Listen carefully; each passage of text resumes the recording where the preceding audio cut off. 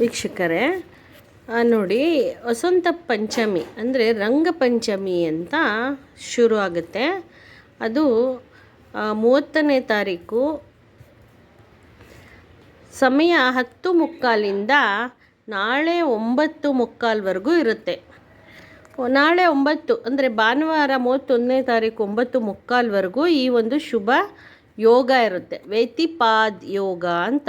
ಈ ಯೋಗ ಇವತ್ತು 10:45ಕ್ಕೆ ಶುರು ಆದರೆ ನಾಳೆ 9:45ವರೆಗೂ ಇರುತ್ತೆ. ಈ ಯೋಗದಲ್ಲಿ ಯಾರು ಜಪ, ತಪ, ಹೋಮ, ಯಜ್ಞ, ಯಾಗಾದಿಗಳು, ಪುಣ್ಯ ಕೆಲಸ, ದಾನ, ಧರ್ಮ ಇದೆಲ್ಲ ಯಾರು ಮಾಡ್ತಾರೆ ಅವರಿಗೆ ಎಷ್ಟೋ ಕೋಟಿ ಪಾಲು ಪುಣ್ಯ ಬರುತ್ತೆ. ಅವರಿಗೆ ಸಿದ್ಧಿ ಆಗತ್ತೆ. ಎಷ್ಟೋ ಲಕ್ಷ ಸರಿ ಸಿದ್ಧಿ ಆಗುತ್ತೆ. ಲಕ್ಷ ಸರಿ ಮಾಡಿದಷ್ಟು ಸಿದ್ಧಿ. ಒಂದು ಹೋಮ ಮಾಡಿದ್ರಾಗಲಿ, ಒಂದು ಪೂಜೆ ಮಾಡಿದ್ರಾಗಲಿ, ಒಂದು ಗಣಹೋಮ ಆಗಲಿ, ಒಂದು ದಾನ ಆಗಲಿ, ಏನೇ ಮಾಡಲಿ ಅವರಿಗೆ ಎಷ್ಟೋ ಕೋಟಿ ಪಾಲು ಪುಣ್ಯ ಸಿಗುತ್ತೆ. ಸಿದ್ಧಿ ಕೂಡ ಆಗುತ್ತೆ ಅವರಿಗೆ. ವ್ಯತಿಪಾದ್ ಯೋಗ ಅಂದರೆ ತುಂಬಾ ವಿಶೇಷವಾದದ್ದು ವೀಕ್ಷಕರೇ. ಅದರಿಂದ ಈ ಯೋಗದಲ್ಲಿ ನೀವು ಮಾಡಿ ಒಂದು ಜಪ, ತಪ, ಪೂಜೆ, ಪುನಸ್ಕಾರಗಳೆಲ್ಲ ನೀವು ಮಾಡ್ಬೋದು. ಹೀಗೆ ಮಾಡಿ ಮತ್ತೆ ಈ ವ್ಯತಿಪಾದ್ ಯೋಗದಲ್ಲಿ ನಿಮ್ಮ ಮಕ್ಕಳಿಗೆ ಅಂದರೆ ನಾಳೆ ಭಾನುವಾರ ಇದೆಯಲ್ಲ 31ನೇ ತಾರೀಕು, ಆ 31ನೇ ತಾರೀಕು ದಿನ ನೀವು ನಿಮ್ಮ ಮಕ್ಕಳಿಗೆ ದೃಷ್ಟಿ ಏನಾದರೂ ಆಗಿದ್ದರೆ, ಈಗ ನಿಮ್ಮ ಮಕ್ಕಳು ಕೈ ಕಾಲೆಲ್ಲ ಒಡ್ತಾ ಅಂತಿರ್ತಾರೆ, ಕೈ ಕಾಲು ನೋವು ಅಂತಿರ್ತಾರೆ, ಆಚೆ ಹೋಗ್ಬಿಟ್ಟು ಬರ್ತಾರೆ, ಯಾರ್ದಾದ್ರೂ ಕಣ್ಣು ಬಿದ್ದಿರುತ್ತೆ ನಿಮ್ಮ ಮಕ್ಕಳಿಗೆ, ಪುಟಾಣಿ ಎಳೆ ಮಕ್ಕಳಾಗಿರ್ಬೋದು, ಪುಟಾಣಿ ಮಕ್ಕಳಾಗಿರ್ಬೋದು, ದೊಡ್ಡ ಮಕ್ಕಳು ಆಗಿರ್ಬೋದು, ಡಿಗ್ರಿ ಮಾಡುವಂಥ ಮಕ್ಕಳು ಆಗಿರ್ಬೋದು, ಅವರಿಗೆ ಯಾವಾಗಲೂ ಕೈ ಹೊಡ್ತಾ ತಲೆನೋವು ಅಂತ ಅವರು ಸುಮ್ಮನೆ ಹೇಳೋದಿಲ್ಲ. ಅವರಿಗೆ ದೃಷ್ಟಿಯಾಗಿರುತ್ತೆ. ಏಕೆಂದರೆ ಚೆನ್ನಾಗಿರೋ ಬಟ್ಟೆ ಹಾಕ್ಕೊಂಡು ಆಚೆ ಹೋಗಿರ್ತಾರೆ, ಏನಾದರೂ ಒಂಚೂರು ಚೆನ್ನಾಗಿ ಕಾಣೋ ಥರ ಡ್ರೆಸ್ಸೆಲ್ಲ ಮಾಡ್ಕೊಂಡು ಹೋಗಿರ್ತಾರಲ್ಲ, ಅದರಿಂದ ಅವರಿಗೆ ತುಂಬ ಒಂದು ಕೆಟ್ಟ ಕಣ್ಣು ಬಿದ್ದಿರುತ್ತೆ ವೀಕ್ಷಕರೇ. ಅದಕ್ಕೋಸ್ಕರ ನೀವೇನು ಮಾಡಬೇಕು ಅಂದರೆ ನಾಳೆ ಭಾನುವಾರ ಒಂದು ಸ್ವಲ್ಪ ಬಿಳಿ ಉಪ್ಪು ತಗೊಂಡು ಅದ್ರ ಜೊತೆಗೆ ಬಿಳಿ ಸಾಸಿವೆ ತೊಗೊಂಡು ಏನು ಮಾಡಬೇಕು, 9 ಸಾರಿ ನಿಮ್ಮ ಮಕ್ಕಳ ಮೇಲಿಂದ ನ್ಯೂಳಿಸ್ಕೋಬೇಕು. ಮತ್ತು ತಲೆಯಿಂದ circle type anticlockwise 3 ಸರಿ ಹೀಗೆ, 4 ಸರಿ ಹೀಗೆ ಮಾಡಿ, 3 ಸರಿ ಹೀಗೆ, 3 ಸರಿ ಹೀಗೆ ಮಾಡಿ 7 ಬಾರಿ ಮಾಡಬೇಕು. ನೀವು ನ್ಯೂಳಿಸ್ಕೊಂಡು ಏನು ಮಾಡಬೇಕು ನೀವು ಅಂದರೆ ಒಂದು ಜಗ್ಗೊಳಗಡೆ ಅದನ್ನು ಮಿಕ್ಸ್ ಮಾಡಿಬಿಡ್ಬೇಕು. ಎಲ್ಲೂ ತುಳಿಯೋ ಜಾಗದಲ್ಲಿ ಹಾಕಬಾರ್ದು, ಮಕ್ಕಳಿಗೆ ದೃಷ್ಟಿ ತೆಗೆದು ಅದನ್ನು ಒಂದು ಬಕೆಟಲ್ಲಿ ಹಾಕ್ಬಿಟ್ಟು ಏನು ಮಾಡಬೇಕು, ಮೋರಿಗೆ ಹಾಕಿ ಚೆಲ್ಬಿಡಬೇಕು. ನೀವು ಈಗ ನೀವು ವಾಷಿಂಗ್ ಬೇಸನಲ್ಲೆಲ್ಲ ಹಾಕಬಾರ್ದು, ಹೊರಗಡೆ ಚೆಲ್ಲಬೇಕು. ಮನೆಯಿಂದ ಹೊರಗಡೆ. ಮನೆ ಒಳಗೆ ಚೆಲ್ಲೋದು ಏನಾಗುತ್ತೆ ಅಂದರೆ ಮತ್ತೆ ನೀವು ಇವಾಗ ಮನೆ ಒಳಗೆ ಚೆಲ್ಲಿದ್ರೆ ಮತ್ತೆ ಅಲ್ಲೇ ಓಡಾಡ್ತಿರ್ತೀರ. ಆ ನೆಗೆಟಿವಿಟಿ ಅಲ್ಲೇ ಇರುತ್ತೆ, ಆಚೆ ಹೋಗೋದಿಲ್ಲ. ನೀವು ಉಯ್ದುಬಿಟ್ಟು ನೀರು ಉಯ್ದರೂ ಅಷ್ಟೇ ನೆಗೆಟಿವಿಟಿ ಮತ್ತೆ ಅದು ಅಟ್ಯಾಕ್ ಆಗುತ್ತೆ. ಆದ್ದರಿಂದ ಹೊರಗಡೆ ಮೋರಿಗೆ ನೀವು ಉಯ್ಬೇಕು. ಹೊರಗಡೆ ಡ್ರೈನೇಜ್ ಇರುತ್ತಲ್ಲ, ಆಚೆ ಹೋಗಿ ನೀವು ನಿಮ್ಮ ಒಂದು ವಾಸ್ತುವಿನ ಹೊರಗಡೆ ಉಯ್ಬೇಕು ಅದನ್ನು. ಹಾಗೆ ಹೊರಗಡೆ ಉಯ್ದರೆ ನೀವು ದೃಷ್ಟಿ ತೆಗೆದಿದ್ದನ್ನು ಹೊರಗಡೆ ಹಾಕಿ ನೀರಿನಲ್ಲಿ ಹಾಕಿ ಚೆಲ್ಬಿಟ್ರೆ ನೀವು ನಿಮ್ಮ ಮಕ್ಕಳಿಗೆ ದೃಷ್ಟಿ ಎಲ್ಲ ನಿವಾರಣೆ ಆಗುತ್ತೆ. ಮತ್ತು ನಾಳೆ ತುಂಬ ಒಳ್ಳೆಯ ದಿನ ಇರೋದ್ರಿಂದ, ವ್ಯತಿಪಾದ್ ಯೋಗ ಇರೋದ್ರಿಂದ ನಿಮ್ಮ ಮಕ್ಕಳಿಗೆ ಕೈಗೆ ನೀವು ಕರೆ ದಾರವನ್ನು ಕಟ್ಟಬೇಕು. ಬ್ಲ್ಯಾಕ್ ಥ್ರೆಡ್ ಅಂತಾರೆ. ಕರೆ ದಾರನ ನೀವು ಹನುಮಾನ್ ಟೆಂಪಲಲ್ಲಿ ತೊಗೊಂಡೋಗಿ, ಹನುಮಾನ್ ದೇವಸ್ಥಾನಕ್ಕೆ ತೊಗೊಂಡೋಗಿ ನೀವು ಆ ದಾರನ ಇಡಿಸಿ. ನಾಳೆ ತುಂಬ ಚೆನ್ನಾಗಿದೆ ಯೋಗ. ಆ ಕರೆ ದಾರನ ಇಡಿಸಿ ಅದಕ್ಕೆ ಸ್ವಲ್ಪ ಅಂಜನನ ಇಟ್ಬಿಟ್ಟು ನಿಮ್ಮ ಮಕ್ಕಳಿಗೆ ದೃಷ್ಟಿ ತೆಗೆದಾದ ನಂತರ ಆ ದಾರನ ಕಟ್ಟೋದ್ರಿಂದ ನಿಮ್ಮ ಮಕ್ಕಳಿಗಾಗಲಿ, ದೊಡ್ಡ ಮಕ್ಕಳಿಗಾಗಲಿ, ಚಿಕ್ಕ ಮಕ್ಕಳಿಗಾಗಲಿ ಯಾವುದೇ ಕಾರಣಕ್ಕೂ ದೃಷ್ಟಿ ತಾಕೋದಿಲ್ಲ. ಅದನ್ನು ನೀವು ಮತ್ತೆ ಯಾವಾಗ ಚೇಂಜ್ ಮಾಡಬೇಕು ಅಂದರೆ ನೆಕ್ಸ್ಟ್ ಪೌರ್ಣಮಿಗಾಗಿರ್ಬೋದು, ಇಲ್ಲ ನೆಕ್ಸ್ಟ್ ಅಮಾವಾಸ್ಯೆಗಾಗಿರ್ಬೋದು. ಮತ್ತು ನೀವು ಆವಾಗ ಆ ದಾರನ ನಿಮ್ಮ ಮಕ್ಕಳ ಕೈಯಿಂದ ತೆಗೆದುಬಿಟ್ಟು ಮತ್ತೆ ಹೊಸಾದು ಕಟ್ಟಬೇಕು. ಮತ್ತು ನೀವು ದೃಷ್ಟಿ ಅವಾಗವಾಗ ತೆಗಿತಾ ಇರಬೇಕು. ಯಾಕೆ ಅಂದರೆ ಜನಗಳ ಕಣ್ಣು ಅಂದರೆ ನೆಗೆಟಿವಿಟಿ ಅಂದರೆ ಅಷ್ಟು ಕ್ರೂರವಾಗಿರುತ್ತೆ. ನೀವೇ ಕೇಳಿರ್ಬೋದು, ಜನಗಳ ಕಣ್ಣಿಗೆ ಬಂಡೆನೇ ಸಿಡಿಯುತ್ತೆ, ಕಲ್ಲೇ ಸಿಡಿಯುತ್ತೆ ಅಂದರೆ ಇನ್ನು ಮನುಷ್ಯರ ಕಣ್ಣಿಗೆ ನಾವು ಯಾವ ಲೆಕ್ಕ ಅಲ್ವಾ ವೀಕ್ಷಕರೇ. ಅದರಿಂದ ಈ ಒಂದು ಅನುಷ್ಠಾನ ಮಾಡಿ. ಇದನ್ನು ಮಾಡೋದ್ರಿಂದ ನಿಮಗೆ ನೋಡಿ, ಒಂದು ನೆಗೆಟಿವಿಟಿ ಇದ್ದರೆ ಅಲ್ಲಿ ಯಾವ ಕೆಲಸ ಆಗಲ್ಲ, ಆಗೋ ಕೆಲಸನೂ ಆಗಲ್ಲ, ಆಗದೇ ಇರೋ ಹಾಗಾಗ್ಬಿಡುತ್ತೆ. ಮತ್ತು ನಿಮ್ಮ ಮಕ್ಕಳು ಚೆನ್ನಾಗಿ ಓದೋದಿಲ್ಲ. ಮತ್ತು ಯಾರ ಹತ್ರನೂ ಅಷ್ಟೇ, ನೀವು ನಮ್ಮ ಮಕ್ಕಳು ಚೆನ್ನಾಗಿ ಓದ್ತಾರೆ, ಫಸ್ಟ್ ರ್ಯಾಂಕ್ ಬರ್ತಾರೆ ಅಂತೆಲ್ಲ ಹೇಳ್ಕೋಬಾರ್ದು ನೀವು. ಯಾರಾದರೂ ಕೇಳ್ತಾರೆ, ಏನು ಓದ್ತಾರಾ ಚೆನ್ನಾಗಿ ಮಕ್ಕಳು ಅಂತ ಕೇಳ್ತಾರೆ, ಓದ್ತಾರೆ ಅಷ್ಟೇ ಹೇಳಬೇಕು ನೀವು. ಅದು ಬಿಟ್ಬಿಟ್ಟು ಫಸ್ಟ್ ರ್ಯಾಂಕ್ ಬರ್ತಾರೆ ನಮ್ಮ ಮಕ್ಕಳು, ಚೆನ್ನಾಗಿ ಓದ್ತಾರೆ, ಹಾಗೆ ಹೀಗೆ ಅಂತ ಎಲ್ಲ ಹೇಳ್ಕೋಬಾರ್ದು. ಆವಾಗಲೇ ಅವರು ಮನಸ್ಸಿನಲ್ಲಿ ಏನು ಅಂದ್ಕೊತಾರೆ, ಇವ್ರ ಮಕ್ಕಳು ಅಷ್ಟು ಚೆನ್ನಾಗಿ ಓದ್ತಾರೆ ಹಂಗೆ ಅಂತ ಅಂದ್ಕೊಂಡಾಗ ಏನಾಗುತ್ತೆ, ಆ ಮಕ್ಕಳಿಗೆ ವಿದ್ಯೆ ಮೇಲೆ ಇಂಟ್ರೆಸ್ಟ್ ಕಡಿಮೆ ಆಗುತ್ತೆ.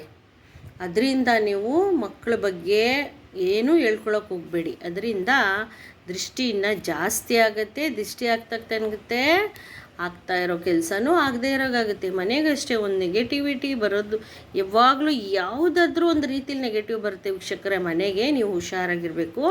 ನೋಡಿ, ಏನಾದರೂ ಒಂದು ಸಾಮಾನು ತರ್ತೀರಾ ಮನೆಗೆ, ಸಪೋಸ್ ಏನೇ ಒಂದು ಪಾತ್ರೆ ಆಗಿರ್ಬೋದು, ಒಂದು ಪ್ಲಾಸ್ಟಿಕ್ ಜಗ್ಗಾಗಿರ್ಬೋದು, ಒಂದು ಬೌಲ್ ಆಗಿರ್ಬೋದು, ಒಂದು ಕುಕ್ಕರ್ ಆಗಿರ್ಬೋದು, ಏನೇ ತರಲಿ ನೀವು ಮನೆಗೆ, ಒಂದು ದೇವ್ರ ಫೋಟೋನೇ ತರಲಿ ನೀವು ಮನೆಗೆ, ಒಂದು ಫ್ರಿಜ್ಜು, ಎಲೆಕ್ಟ್ರಾನಿಕ್ ಸಾಮಾನು ಏನೇ ಆಗಿರ್ಬೋದು, ನೀವು ಏನನ್ನಾದರೂ ಮನೆ ಹೊಸಲಿನ ಒಳಗಡೆ ನೀವು ತರಬೇಕು ಅಂದರೆ ಅದಕ್ಕೆ ಫಸ್ಟು ನೀವು ಸ್ವಲ್ಪ ಗೋಮಯ ಹಾಕ್ಕೊಂಡು ಗಂಗಾಜಲನ ಅದರ ಮೇಲೆ ಪ್ರೋಕ್ಷಣೆ ಮಾಡಿ ಮನೆ ಒಳಗಡೆ ನೀವು ತರಬೇಕು. ಹಾಗೆ ತರಬಾರ್ದು. ಅದು ಎಷ್ಟು ನೆಗೆಟಿವಿಟಿ ಅದರಿಂದ ಬರುತ್ತೆ ಗೊತ್ತಾ, ಅದು ನಿಮ್ಗೆ ಗೊತ್ತಿಲ್ಲ. ಅದರಿಂದ ನೀವು ಏನೇ ಒಂದು ಪ್ರತಿಯೊಂದು ತಂದರೂ ಹೊರಗಡೆನೇ ಅದಕ್ಕೆ ಗೋಮಯ ಮತ್ತು ಗಂಗಾಜಲ ಹಾಕಿ ಚುಮುಕ್ಸ್ಬಿಟ್ಟು ಅದ್ರ ಮೇಲೆ ನೀವು ಮನೆ ಒಳಗಡೆ ತನ್ನಿ. ಆವಾಗ ನೀವು ಮನೆ ಒಳಗಡೆ ತರುವಾಗ ನೆಗೆಟಿವಿಟಿ ಹೊಸಲಿಂದ ಆಚೆನೇ ಹೊಟ್ಟೋಗುತ್ತೆ, ಯಾವುದೇ ರೀತಿ ಇರೋದಿಲ್ಲ ನೆಗೆಟಿವ್ ಅದರಲ್ಲಿ. ಅದರಿಂದ ಪ್ಲಾಸ್ಟಿಕ್ ಸಾಮಾನು, ಪ್ರತಿಯೊಂದು ಸಾಮಾನು ತರಬೇಕಾದ್ರೂ ಅಷ್ಟೇ ಅದಕ್ಕೆ ನೀರು ಚುಮುಕಿಸಿ ನೀವು ತರಬೇಕು. ಒಂದು ಬಕೆಟು, ಬಾಕ್ಸು, ಏನೇ ಆದರೂ ಅಷ್ಟೇ, ಸ್ಟೀಲಿನ ಬಾಕ್ಸ್ ಏನೇ ಆದರೂ ಸರಿ, ನೀವು ಅದಕ್ಕೆ ಒಂದು ಇದು ಮಾಡಿಬಿಟ್ಟೆ ತರಬೇಕು. ಮತ್ತು ಇನ್ನೊಂದು ವಿಷಯ ಏನಂದರೆ, ಯಾವುದೇ ಕಾರಣಕ್ಕೂ ನೀವು ಶನಿವಾರದೊತ್ತು ಸ್ಟೀಲ್ ಸಾಮಾನು, ಕಬ್ಬಿಣದ ಸಾಮಾನು ಕೊಂಡ್ಕೊಂಡು ತರಬಾರ್ದು ಮನೆಗೆ ಶನಿವಾರದೊತ್ತು. ಅದು ನೆಗೆಟಿವಿಟಿ ಆಗುತ್ತೆ. ಅದರಿಂದ ಯಾವ ಸಾಮಾನು ಕಬ್ಬಿಣದ್ದು, ಸ್ಟೀಲ್ನ ಮನೆಗೆ ತರಬೇಡಿ. ಒಳ್ಳೆಯ ದಿನ ತೊಗೊಂಡು ಬನ್ನಿ. ಶುಕ್ರವಾರ, ಹಾಗೆ ಮಂಗಳವಾರ, ಬುಧವಾರ, ಗುರುವಾರ ಇಂಥ ದಿನ ನೀವು ಶುಭ ದಿನದಲ್ಲಿ ನೀವು ತೊಗೊಂಡು ಬನ್ನಿ. ಅಂದರೆ ಏನಂದರೆ, ಒಂದು ಕೆಟ್ಟ ಗ್ರಹದ ಪ್ರಭಾವಗಳು ಜಾಸ್ತಿ ಆಗುತ್ತೆ, ಅದರಿಂದ ನೆಗೆಟಿವ್ ಜಾಸ್ತಿ ಆಗುತ್ತೆ. ಈ ರೀತಿ ನೀವು ಅನುಷ್ಠಾನನ ಮಾಡ್ಕೊಳ್ಳಿ. ನಾಳೆ ವ್ಯತಿಪಾದ ಯೋಗ ಇದೆಯಲ್ಲ, ವ್ಯತಿಪಾದ ಯೋಗದಲ್ಲಿ ನೀವು ಪ್ರತಿಯೊಂದು ಪೂಜೆ, ನೀವು ಹೇಳೋ ಮಂತ್ರ ಆಗಿರ್ಬೋದು, ಏನೇ ಆಗಿರ್ಬೋದು, ನಾಳೆ ರಂಗಪಂಚಮಿ ಇರೋದರಿಂದ ತುಂಬ ಒಳ್ಳೆಯ ದಿನ. ಯಾವುದೊಂದು ಹೋಮ ಮಾಡೋದಕ್ಕೂ ಒಳ್ಳೆಯ ದಿನ. ಮತ್ತು ನಾಳೆ ಸುಬ್ರಹ್ಮಣ್ಯ ಸ್ವಾಮಿ ಆರಾಧನೆ ಮಾಡೋದಂತೂ ಇನ್ನೂ ವಿಶೇಷ. ಗಣಪತಿ ಹಾಗೂ ಸುಬ್ರಹ್ಮಣ್ಯನ ಆರಾಧನೆ ಮಾಡಿ, ಗಣಪತಿಯ ಮಂತ್ರ ಜಪ ಮಾಡಿ, ಸುಬ್ರಹ್ಮಣ್ಯ ಸ್ವಾಮಿ ಮಂತ್ರ ಜಪ ಮಾಡಿ. ನಾನು ಹಿಂದಿನ ವಿಡಿಯೋದಲ್ಲಿ ಸುಮಾರು ಮಂತ್ರಗಳು ಹಾಕಿದ್ದೀನಿ. ಸ್ಕಂದ ಸ್ವಾಮಿಯ ಮಂತ್ರ, ಸುಬ್ರಹ್ಮಣ್ಯ ಮಂತ್ರ ಸೇಮ್, ಮತ್ತು ಗಣಪತಿಯ ಮಂತ್ರ ಎಲ್ಲ ಹಾಕಿದ್ದೀನಿ. ನಾಳೆ ವಿಶೇಷವಾಗಿರೋದ್ರಿಂದ ಹೇಳ್ಕೊಳ್ಳಿ. ಆ ಮಂತ್ರದ ಪ್ರಭಾವ ನಿಮಗೆ ನಿಮ್ಮ ಲೈಫಲ್ಲಿ ಒಳ್ಳೆಯದಾಗುತ್ತೆ, ಪಾಸಿಟಿವಿಟಿ ತರುತ್ತೆ. ಬೆಳಗ್ಗೆನೇ ಸ್ನಾನ ಮಾಡಿಕೊಂಡು ನೀವು, ಈಗ ಆಲ್ರೆಡಿ ಇನ್ನೇನು ಟೈಮ್ ಆಗ್ತಾ ಬಂದಿದೆ, ಅದರಿಂದ ಇವಾಗ ಶುರು ಆಗುತ್ತೆ. ಇನ್ನು 10:30, 10:45ವರೆಗೂ ಇದೆ. ನಾಳೆ ಸಂಜೆವರೆಗೂ ಇರುತ್ತೆ. ನಾಳೆ ಸಂಡೇ ಇರೋದ್ರಿಂದ ನೀವು ಏನು ಮಾಡಿದ್ರೂ ಸಕ್ಸಸ್ ಆಗುತ್ತೆ. ವ್ಯತಿಪಾದ ಯೋಗ, ಸೂರ್ಯನ ವಾರ, ಪಂಚಮಿ, ಷಷ್ಠಿ ಇದೆ, ಪಂಚಮಿ ಯೋಗ ಇದೆ, ಷಷ್ಠಿ ಇದೆ, ವ್ಯತಿಪಾದ ಯೋಗ ಇದೆ. ಅದರಿಂದ ನೀವು ಈ ಒಂದು ಅನುಷ್ಠಾನ ಮಾಡಿಕೊಳ್ಳಿ. ಮತ್ತು ನಾಳೆ ಮಹಾವಿಷ್ಣುಗೆ ನೀವು ವಿಷ್ಣು ಸಹಸ್ರನಾಮ ಪಾರಾಯಣ ಮಾಡಬೇಕು. ಪಂಚಮಿ ವ್ಯತಿಪಾದ ಯೋಗ ಇದೆಯಲ್ಲ, ಹಾಗೆ ನೀವು ವಿಷ್ಣು ಸಹಸ್ರನಾಮ ಪಾರಾಯಣ ಮಾಡೋದ್ರಿಂದ ನೋಡಿ ಆರೋಗ್ಯ ವೃದ್ಧಿ ಆಗುತ್ತೆ. ಪ್ರತಿಯೊಂದು ಕಾಯಿಲೆಗೂ, ಅಂದರೆ ಪ್ರತಿಯೊಂದು ಏನೇ ಹುಷಾರಿಲ್ಲ ಅಂದರೂ ಈ ಒಂದು ವಿಷ್ಣು ಸಹಸ್ರನಾಮ ನೀವು ಡೈಲಿ ಪಠನೆ ಮಾಡೋದ್ರಿಂದ ಅದೇ ಔಷಧಿ ಹಾಗೂ ಮಾತ್ರೆ, ಇದೇ ಟ್ಯಾಬ್ಲೆಟ್. ವಿಷ್ಣು ಸಹಸ್ರನಾಮ ಹೇಳೋದೇ ನಿಮಗೆ ಔಷಧಿ. ಅದರಿಂದ ನೀವು ವಿಷ್ಣು ಸಹಸ್ರನಾಮ ನಂಬಿಕೆ, ಶ್ರದ್ಧೆ, ಭಕ್ತಿಯಿಂದ ಹೇಳಬೇಕು. ಇದನ್ನು ಸುಮ್ಮನೆ ಏನೋ ಹೇಳ್ತಾರೆ ಅಂತ ಹೇಳೋದಲ್ಲ.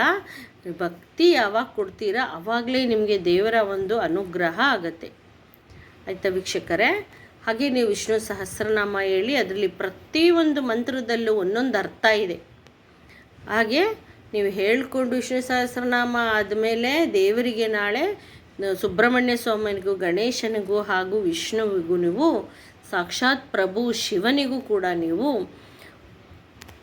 ನೀವೇನು ಮಾಡಬೇಕು, ಕೃಷ್ಣ ರಾಧೆ ಫೋಟೋ ಎಲ್ಲ ಫೋಟೋ ಇರುತ್ತೆ, ಎಲ್ಲರ ಮನೇಲೂ ಇರುತ್ತೆ ಈ ಫೋಟೋಗಳು. ಅದರಿಂದ ನೀವೇನು ಮಾಡಬೇಕು, ನಾಳೆ ತುಪ್ಪದ ಆರತಿ ಸಲ್ಲಿಸಬೇಕು ದೇವರಿಗೆ. ನಾಳೆ ವ್ಯತಿಪಾದ ಯೋಗದಲ್ಲಿ ಶ್ರೀ ರಾಧೆ ರಾಧೆ ರಾಧೆ ರಾಧೆ ಜಪ ಮಾಡೋದ್ರಿಂದ ನಿಮಗೆ ಒಳ್ಳೆಯದಾಗತ್ತೆ. ಸಾಕ್ಷಾತ್ ವಿಷ್ಣು ಸ್ವರೂಪ ರಾಧೇಮ್ಮ. ಅದರಿಂದ ನೀವು ರಾಧೆ ಜಪ ಮಾಡಿ, ನಿಮಗೆಲ್ಲ ಒಳ್ಳೆಯದಾಗಲಿ ವೀಕ್ಷಕರೇ.